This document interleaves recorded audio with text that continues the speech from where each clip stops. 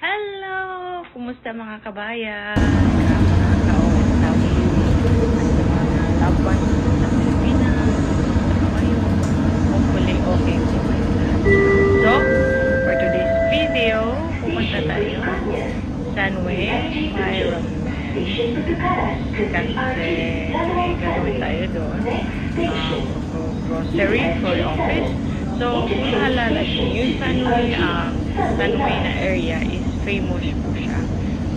Lagi siyang pinupuntahan din na.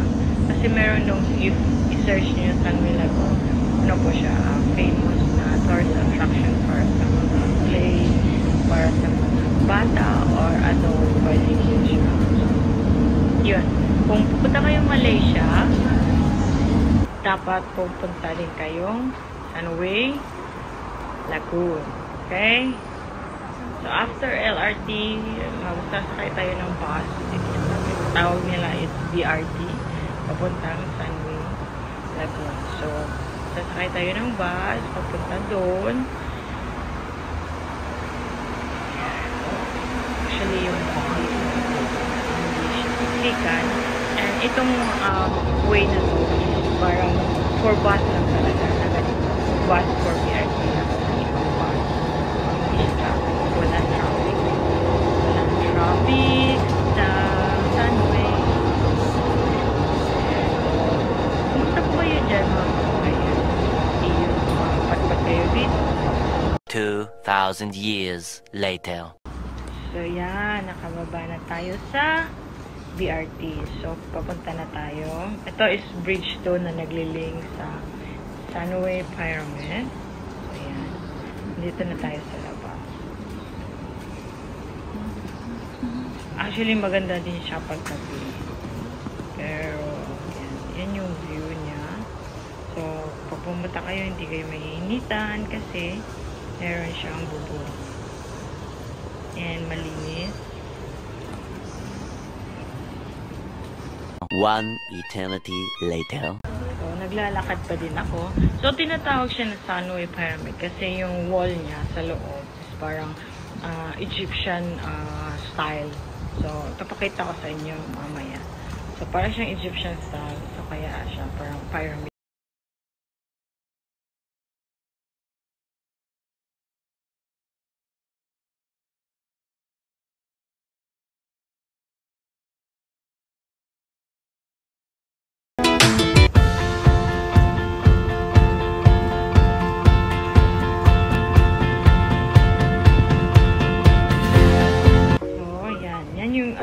View niya, nasa gitna na tayo ng bridge. So, ito yung Sunway Pyramid Hotel. So, nadaanan na natin yung Sunway Lagoon. So, ito naman yung pyramid. Ito is nasa opposite side. So, ito is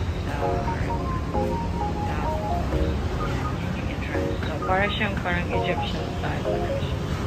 Papasok tayo dun sa loob para makita ninyo ang view. So, yan. Bababa na tayo. Papuntang mall. Pasok sa mall. So, yung view niya is iba. Basta. Tingnan nyo yung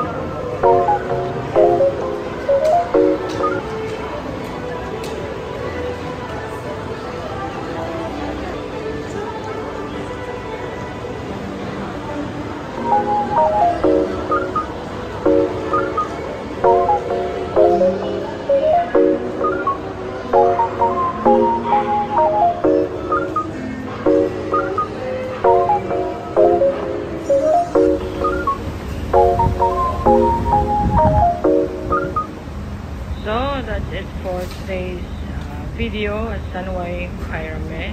So, puntahan nyo yan pag pumunta kayong Malaysia. Punta kayo dito. Mag-i-enjoy kayo sa view. Maganda siya for Instagram picture. So, maganda siya. So, thank you for watching and please don't forget to share, like,